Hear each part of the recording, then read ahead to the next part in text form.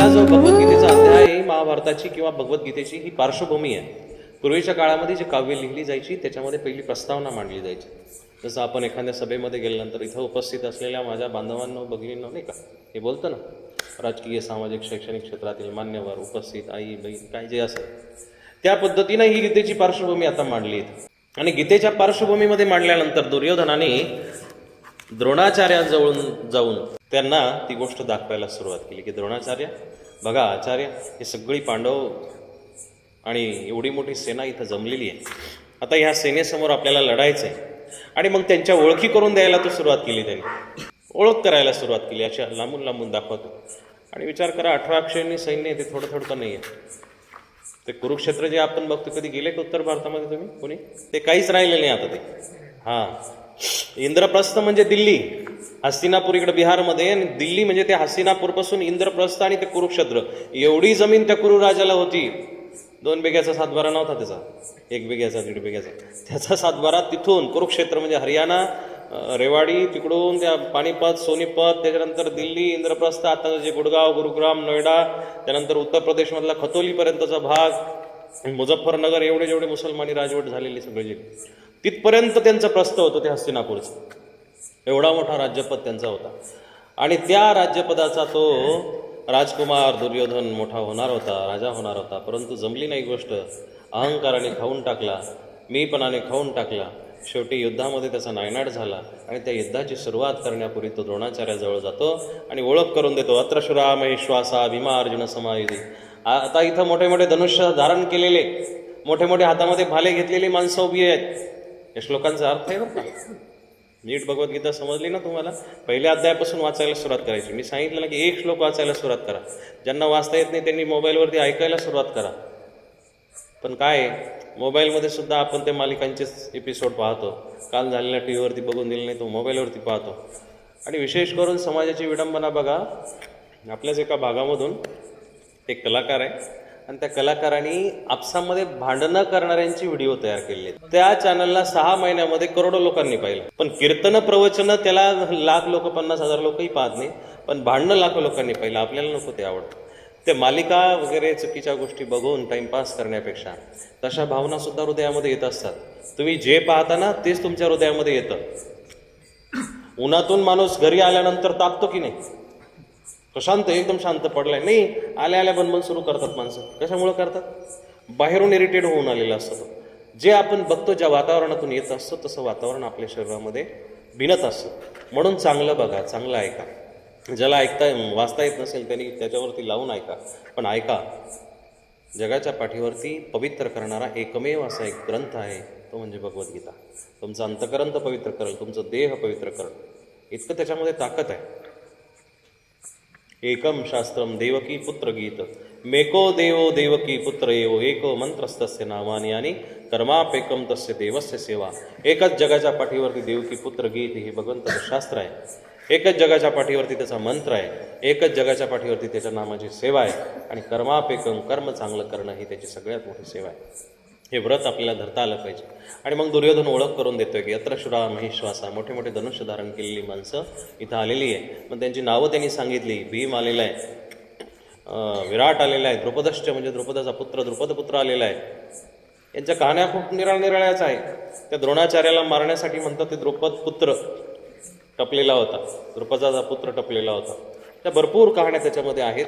परंतु आपल्याला मुख्य भाग गीतेचा असल्या कारणानं बाकीच्या गोष्टी सोडून गीतेकडे जायचं आहे. दृष्टकेतू चकितान, त्यांची नावं सांगितली. मग कोण कोण आहे? भीम आहे, अर्जुन आहे. त्यांची माणसं आहेत दृष्टकेतू, चकितान, काशीराजा, वीर्यवान, पुरजित, कुंती, भोजश्च, शैबश्च, शैबराजा, नरपुंगव, नरश्रेष्ठ असे ते राजे जमलेले आहे. उत्तमोजा जमलेले आहे. द्रौपदयाश्च, द्रौपदीचे 5 पुत्र तिथं जमलेले आहे. द्रौपदीचे 5 पुत्र पाठीमागच्या वेळेस सांगितले होते ना. त्यांची नावं न सांगता त्यांचे गुण सांगितले होते मी तुम्हाला. ते द्रौपदीचे 5 पुत्र जमलेले आहे. आणि अशी सर्व माणसं तिथं जमलेली असता कारणाने भवान भीष्मश्च, कर्णश्च, कृपश्च, समितिंजय, भीष्मासारखा माणूस तिथं आलेला आहे. कृपाचार्य आलेले, अश्वत्थामा आलेला आहे, वितरणश आलेले, आणि असं सगळं सैन्य तिथं आलेलं आहे. खूप असं सैन्य तिथं आलेलं आहे. आणि 8व्या 9व्या 11व्या अध्यायापर्यंत 11व्या श्लोकापर्यंत दुर्योधनाने सगळ्यांची ओळख करून दिली. सगळ्यांची ओळख करून दिली. आणि एवढं सगळं बघितल्यानंतर जन्मभूमी असलेल्या कुरुक्षेत्रावरती सर्वांनी शंख हातामध्ये घेतलेले आहे. युद्ध असं सुरू होत नव्हतं की लगेच 2 शब्द इकडून पडले का तिकडून 2 शब्द. आत्ताचं युद्ध हे पातळी घसरलेलं युद्ध आहे. महाभारतामध्ये सुद्धा ह्या गोष्टी काही घडलेल्या आहे की पातळी सोडून दिलेली आहे. पण तिथं जिथं जिथं पातळी सुटली तिथं भगवान गोपालकृष्ण आले आणि सांगितलं की बाबा, ज्यावेळेस तुम्ही चुकीचं वागत होता त्यावेळेस तुम्ही पातळीचा विचार केला नाही, म्हणून आता पातळीचा विचार करू नका. शेवटी दुर्योधन म्हणायला लागला ना, शेवटी त्याला मारलं आणि मारल्यानंतर तो भीमाला म्हणतोय की हे युद्धामध्ये न बसणार आहे की तू माझ्या मांडीवरती वार करतोय, गदाधाऱ्याने छातीवरती वार करावा, डोक्यावरती करावा. मग त्यावेळेस भगवान कृष्णाचं उत्तर आहे की तुम्ही ज्यावेळेस द्रौपदीवरती अत्याचार केला, हजारोंच्या सभेमध्ये तुम्ही तिची छेडछाड केली, तिला अत्याचार करताना त्यावेळेस तुमचा न्याय कुठं गेला होता. भगवान कृष्णाने ह्या युद्धाला पाठिंबा का बरं दिला तुमच्या लक्षात येईल.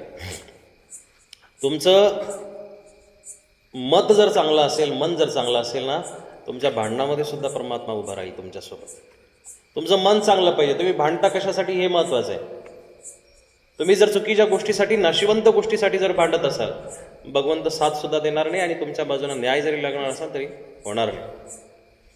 पण तुमचं जर न्यायाने लढणं असेल, न्यायाने वागणं असेल, मग विचार करा, निर्वासित पोरं आहेत ना हो, 5 पांडवांकडं कपडे सुद्धा घालायला नाही आहे, कपडे सुद्धा घालायला नाही.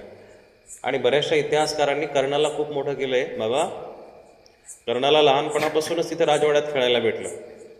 कर्णाला लहानपणापासून अंग देशाचा राजा म्हटलं गेलं. कर्ण मोठा झाल्यावरती दुर्योधनाच्या कृपेमुळं मोठा राजा झाला. कर्णाला कुठल्याही गोष्टीची कमतरता पडली नाही. पण काही इतिहासकारांनी, काही कादंबरीकारांनी कर्ण थोडासा अपमानित घोषित केला, कर्ण थोडासा जरा अनुसूचित घोषित केला. परंतु खऱ्या अर्थानं पांडवांकडे बघा, या पांडवांकडे काहीच नाही आहे. 12 वर्ष वनवासामध्ये यांनी काही शिदोऱ्या थोडे बांधून नेले होते, काहीच नाही. जसे निघाले तसे निघाले. पहिलंच काही नसल्या कारणानं आताही काही घेऊन गेले नाही. आणि वनामध्ये त्यांनी त्यांच्या पुरुषार्थाने 12 वर्ष काढले. 13 वर्षी अज्ञातवास काढला आणि 14व्या वर्षी डायरेक्ट आले तर युद्धालाच बी लागले. काहीच नाही. आता काहीच नसलेल्या माणसाकडे कलियुगामध्ये बघा, लोक कितीही सज्जन असू द्या, कितीही चांगला असू द्या, पण त्याच्याकडे काही नसू द्या, त्याला नमस्कार सुद्धा घालत नाही, रामराम सुद्धा म्हणतील. ही रीत आहे जगाची. सज्जनांना नेहमी दुत्कार आहे, सज्जनांना नेहमी त्रास आहे, सज्जनांना नेहमी समाजवाळीमध्ये टाकत असतं, सज्जनांना नेहमी टाकत असतं. संत ज्ञानेश्वरांनी 16व्या वर्षी ज्यावेळेस वेदांना शिकवायला सुरुवात केली, एवढं धर्मशास्त्र सांगायला सुरुवात केली, 60-60, 70-70 वर्षाच्या म्हाताऱ्यांना वाटलं की आता आपली पटकन निघून जातील, आपली पदं आता संपण्यासारखी आहे, आपल्या पदांना आता कुठंतरी सुरुंग लागणार, म्हणून बंड केलं. समाजाला कधीही चांगलं सुचवत नाही, समाजाला कधीही चांगलं दिसत नाही. पण याचा अर्थ असा नाही आहे की आपण चांगलेपणा सोडावा. आपला चांगलेपणा सुटणं म्हणजे हे अज्ञानाचं लक्षण आहे.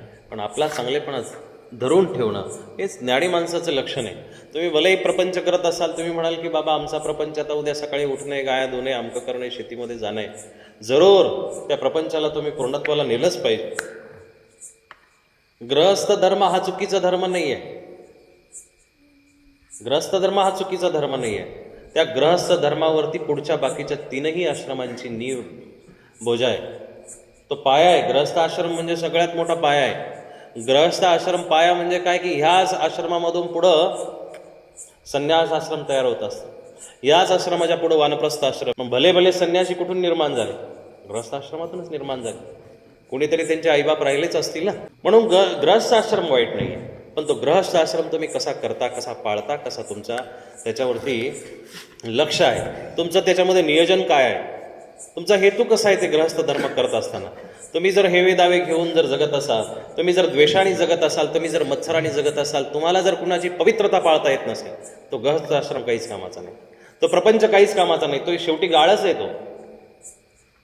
तो चिखलच आहे. आणि त्या चिखलामध्ये जर तुम्ही चिखलच फेकत असाल तर तुमच्या अंगावरती चिखलच येणार आहे. तुमचं अंग अस्वच्छ झाल्याशिवाय राहणार नाही. पण तुम्हाला त्याच्यातून स्वच्छ होण्यासाठी कुठंतरी भगवान नामाचं चरणदत्त तुमच्याजवळ आणणं गरजेचं आहे. म्हणून ही पुण्यदायिनी भगवद्गीता आता सगळ्यांनी तिथं सुरुवात केली. काहींनी भेरी वाजवायला सुरुवात केली, काहींनी नगाडे वाजवायला सुरुवात केली, काहींनी वेगवेगळे वाद्य वाजवायला सुरुवात केली. पण आता याच्यामध्ये सगळ्यात महत्त्वाचं वाद्य वाजलं ते भगवान गोपाल कृष्णाचं, ते म्हणजे पांचजन्य नावाचा शंख. पांचजन्यम ऋषिकेशो देवदत्तम धनंजय, हे शंखांची नावं भगवद्गीतेमध्ये आलेली. एक एक शब्द त्याच्यामधला महत्त्वाचा आहे. पांचजन्य नावाचा शंख भगवान कृष्णाने वाजवला, देवदत्त नावाचा शंख अर्जुनाने वाजवला, आणि असे शंख वाद्य झाल्यानंतर हा नाद आसमंतामध्ये घुमल्यानंतर दुर्योधनाच्या हृदयाला धडकी भरली. दुर्योधन आता कापायला लागला की एवढी मोठी सेना यांची असू शकते. 11 अक्षयणी कौरवांचं सैन्य आहे आणि 7 अक्षयणी फक्त पांडवांचं आहे, म्हणजे 60% सैन्य त्यांचं आहे. पण 60%वाल्यांनी शेवटी विजय मिळवला. त्याचं कारण असं की काबिलियत, स्वतःवरती विश्वास. मागच्या वेळेस सांगितलं ना की दुर्योधनाचा सल्लागार कोण आहे? शकुनी आहे. आणि दुर्योधन वारंवार सल्लागार बदलवते, वारंवार नियमाने. त्यांनी आता द्रोणाचार्याकडे न जाता भीष्माचार्याकडे जायला पाहिजे होतं, पण भीष्माचार्य मोठे असून सुद्धा त्यांच्याकडे गेला नाही, कारण भीष्माचार्याविषयी शंका होती की शिखंडी यांना मारणार आहे. त्यांनी प्रण घेतला होता ना, वचन घेतलं होतं की भीष्माचार्य म्हटले होते की मी स्त्रीवरती हात टाकणार नाही. मग तो शिखंडी समोर असल्या कारणानं भीष्माचार्यांना वाटलं की दुर्योधनाला वाटलं की भीष्माचार्यांना जरी सांगितलं आपण सेनापतीपद दिलं, पण तरीही त्यांचा शिखंडीच्या हातून वध आहे. त्याच्यामुळं भीष्माचार्यांकडे न जाता तो कृपाचार्यांकडे गेला, द्रोणाचार्यांकडे गेला. आणि द्रोणाचार्यांसमोर गेल्यानंतर पुढची आखणी त्यांनी सांगितली. दुर्योधन वारंवार सल्लागार बदलवतो म्हणून दुर्योधन हरलेला आहे, आणि अर्जुनाने शेवटपर्यंत सल्लागार एकच ठेवला म्हणून अर्जुन जिंकलेला आहे. तुम्हाला जगाच्या पाठीवरती जिंकण्यासाठी तुमचा एकच सल्लागार ठेवणं गरजेचं आहे. तुमची आई तुम्हाला कधीही चुकीचं शिकू शकत नाही, तुमचा बाप तुम्हाला चुकीचं कधी शिकू शकत नाही, तुमचा शिक्षक तुम्हाला कधीही चुकीचं शिकू शकत नाही, तुमचा गुरु तुम्हाला चुकीचं शिकू शकत नाही. म्हणून जगाच्या पाठीवरती एवढे तरी सल्लागार तुमच्या घरामध्ये असले पाहिजे. पण आपण ह्या सगळ्या 4ही शिक्षकांना बाजूला ठेवतो आणि एकच शिक्षक आपल्या जीवनामध्ये धारण करतो, तो म्हणजे पत्नी. बायकोचं ऐकतो की नाही आपण? तुम्ही पण चांगलं शिकवता. जी पतनापासून वाचवते ती पत्नी, बरं का? पत्नी शब्दाची व्याख्या लक्षात घ्या. अशी ही पहिल्या अध्यायामध्ये हळूहळू तुम्हाला लक्षात येईल. आता खरं ज्ञान तुम्हाला सांगू का? खरं ज्ञान 2ऱ्या अध्यायापासून. ही पहिली अध्याय पार्श्वभूमी आहे. डायरेक्ट भाकर तयार होत नसते, तिला पीठ मळणे, चक्कीतून आणणे, सगळ्या तयारी आहे. तशा ह्याची तयारी आहे. ही तयारी तुमच्या लक्षात येणं गरजेचं आहे. मग याच्यामध्ये पुढे गेल्यानंतर अर्जुनाची जी अवस्था आहे ती खूप भयभीत अवस्था आहे. म्हणून या अध्यायाला जे नाव दिलेले ते विषाद योग दिलेले, विषाद योग नाव दिलेले. विषाद म्हणजे दुःख, आणि हेच विषाद म्हणजे दुःख पुढं अर्जुनाने जसं जसं भगवंताचं ऐकलं तसं तसं ते प्रसादामध्ये परिवर्तित झालं. मग शेवटी अर्जुन म्हणतो तत्प्रसादान मयाच्युत, 18व्या अध्यायातला श्लोक आहे की तुझ्या कृपेमुळे हे सगळं शक्य आहे. देवाची छत्रछाया तुमच्यावरती असेल तर तुमच्या घरावरती छत्र नसू द्या, चांगला 6 इंच 8 इंचाचा स्लॅब नसू द्या, पत्रे नसू द्या, त्याची छाया तुमच्या घरावरती जर असेल तर तुम्हाला तो कुठूनही सगळ्या गोष्टी पुरू शकतो, कुठूनही पुरू शकतो. पण त्याची जर छाया तुमच्याकडे नसेल तर तुमचं घर भरलेलं असल्यानंतर सुद्धा त्या भरल्या घरातून तुम्हाला अर्ध्या रात्री निघावं लागतं. हा प्रपंच आहे दादा. या लोकाचं नाव जे आहे ते मृत्यूलोक आहे. मृत्यूलोक असल्या कारणानं या ठिकाणी प्रत्येकाला जाणं असल्या कारणानं या प्रपंचामध्ये भीती नावाचं एक वस्तू भगवंताने टाकलेली आहे. ही भीती प्रत्येकाला आहे, दुःख प्रत्येकाला आहे, आणि हे दुःख भीती दूर करण्यासाठी आपल्याला भगवन नाम घेणं गरजेचं आहे. भगवन नामाचा ज्या ज्या व्यक्तींनी आश्रय घेतला त्या त्या व्यक्तींचा नक्की उद्धार आहे. पण जे देवाच्या नामापासून, भगवंताच्या नामापासून लांब गेले मग त्यांच्या जीवनामध्ये काहीही प्रसंग निर्माण होऊ शकतात. म्हणून आपल्या जीवनामध्ये परमात्म्याला सामील करा, परमात्म्याला तुमच्या जीवनामध्ये प्रवेश द्या, धर्माला तुमच्या जीवनामध्ये प्रवेश द्या. तुमचं जीवन आनंदी आणि सुगंधित झाल्याशिवाय राहणार नाही. अर्जुनाने भगवंताला आपल्या सोबतच ठेवलं. 24 तास सोबत आहे, 18 दिवस सोबत आहे, आणि त्याच्या सल्ल्यानुसार आता तो त्याच्यावरती शंका घेत नाही. आता तो त्याच्यावरती शंका नाही घेत की हा मला चुकीचं सांगतोय की बरोबर सांगतोय, वाईट सांगतोय की चांगलं सांगतोय, काहीच नाही आहे त्याच्या डोक्यामध्ये. आता फक्त तुझ्या कृपेनं तव शिष्येन धीमता. तो म्हणतो तुझा मी शिष्य झालोय, आता मला तुझ्यासारखं चाललंय. आपल्याही जीवनामध्ये गुरुरूपाने तुमच्या जीवनामध्ये कोणीही घ्या, तो गुरु तुमच्या जीवनामध्ये आल्यानंतर तुम्ही त्याचं ऐकलं पाहिजे, त्याच्या सल्ल्यानुसार तुम्ही चाललं पाहिजे, त्याच्या सल्ल्यानुसार तुमच्या जीवनाला परिवर्तित करून घेतलं पाहिजे. आपण आपल्या मनाचं चालवतो. बऱ्याच वेळा संसारामध्ये चालत असताना आपल्या मनाने आपण कारभार करतो आणि आपणच दुःखी होतो.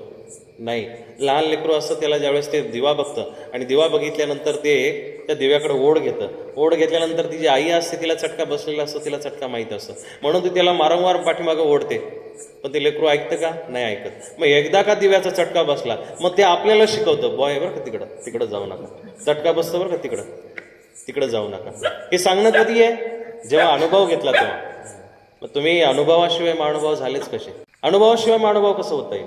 अनुभव घेणं गरजेचं आहे. मग तो धर्माचाही घेणं आहे, देवाचाही घेणं आहे, सगळ्याच गोष्टीचं घेणं आहे. प्रपंचाला तुम्ही का बघता? कारण तुम्हाला अनुभव आलाय की ऊन वारा पाऊस सगळ्या दुःख कष्टामध्ये पाय भरलेले, चिखलाने अंग भरलेलं, ओलं झालेलं, तरी आपल्याला आपली कर्तव्य करावीच लागतात. एखाद्या बापाला 2-4 लेकरं असतील तर ती लेकरं जर काही गोष्टी मागत असतील, रात्री अपरात्री उठून पाणी भरायला जाणंच आहे, पिकांना पाणी देणंच आहे, त्याच्यातून शेतीतून माल काढणंच आहे. हे कशासाठी करावं लागतं? या नाशिवंत प्रपंचासाठी. आणि का करावं लागतं? नाही केलं तर ती लेकरं आपल्याला बाप म्हणणार नाही, आई म्हणणार नाही. अनुभव घेऊन पहा. संसारामध्ये राहत असताना हा अनुभव नक्की घ्या. मुलगा मुलगी तुमचं जास्त करून मोठं झाल्यावर ऐकत का नाही? कारण तुम्ही त्यांचे हट्ट पुरवत नाही.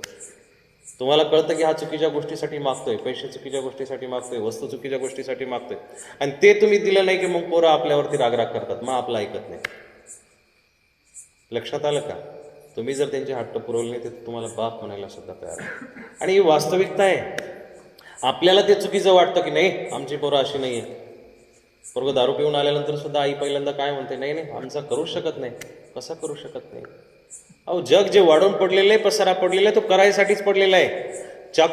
तयारीच चाकूची याच्यासाठी झाली रामपुरीची की त्याच्याद्वारे कोणाचा तरी खून व्हावा. बंदुकीची निर्मितीच त्यासाठी झाली की कोणाचा तरी गोळ्या घालाव्यात. बंदूक खेळणं थोडं आहे, निर्मितीच त्याच्यासाठी झालेली, मग तो पसारा तो घेणारच आहे. सिगरेटची निर्मिती शो म्हणून थोडी झालेली, दारूच्या बाटल्यांची निर्मिती शो म्हणून थोडी झालेली. ते व्यसनासाठीच झालेले, चुकीच्या गोष्टीसाठी झालेले, आणि त्या गोष्टी माणसाला आकर्षित करत असतात. आणि आकर्षित करता करता माणूस कधी त्याच्याकडे जातो? हे तरुण वय जे असतं 16 ते 25 मधलं, या तरुण वयामध्ये पोरं तिकडे जातात. मग त्यावेळेस आपलं बोलणं त्यांना आवडत नाही. पण आयांनो, बाप कोणी असेल तर बापांनो लक्षात घ्या, याच वेळेस तुम्हाला पोराला ताब्यामध्ये ठेवता आलं पाहिजे. याच वेळेस लेकरांना तुम्हाला दाबता आलं पाहिजे. ह्याच वेळेस लेकरांच्या भावना तुम्हाला समजून घेता आल्या पाहिजे. आणि ह्या वयामध्ये जर पोरगा तुमचा झाला तर तो आयुष्यभर तुमची साथ सोडणार, आयुष्यभर सोडणार. दुर्योधनाला ऐन तरुण वयामध्ये धृतराष्ट्राला जवळ ठेवता आलं नाही, दुशासनाला जवळ ठेवता आलं नाही, गांधारीला त्याच्याशी बोलता आलं नाही.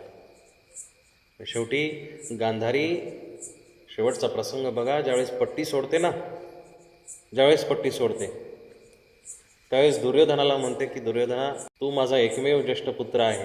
अरे, बरंच काही तुझ्यामध्ये मी अपेक्षा ठेवलेली आहे, आणि आता जी पट्टी सोडून माझी जी शक्ती आहे ती शक्ती तुझ्यामध्ये याच्यासाठी मी देत आहे की जेणेकरून तू ह्या विश्वाचा जगज्जेता व्हावा. एका आईचा आशीर्वाद किती महत्त्वाचा असतो बघा. तिनं जी प्राणप्रिय असलेली शक्ती इतक्या दिवसापासून दाबून ठेवली होती ती तिला लेकराला दिली. कारण मनातून निस्वार्थपणे प्रेम करणारी तुमच्या आई आणि वडील असतात. यांचे जर तुम्ही सल्ले मानले, यांचे जर तुम्ही जीवनामध्ये अवलंब केला तर नक्कीच ते तुम्हाला कुठंतरी कामाला येणार. पण आपल्याला ते सल्ले आवडत नाही. दुर्योधनाला आई म्हणते, गांधारी म्हणते की दुर्योधना, माझी ही शक्ती तुला जगज्जेता बनवायपासून कधीही रोखू शकत नाही, तू फक्त तिचा सदुपयोग कर. पण दुर्योधनाच्या मनामध्ये चुकीचं होतं काय? की आपल्याला ही शक्ती घेऊन पांडवांचा नायनाट करायचा, आपल्याला ही शक्ती घेऊन लोकांचं काहीतरी दुष्कल्याण करायचे, वाईट करायचे. मग कितीही तुमच्याकडे पॉवर असू द्या, पैसा असू द्या, संपत्ती असू द्या, ताकद असू द्या, ती ताकद तुम्हाला नष्टच करते. तुमची ताकद तुम्हाला नष्ट करत असते.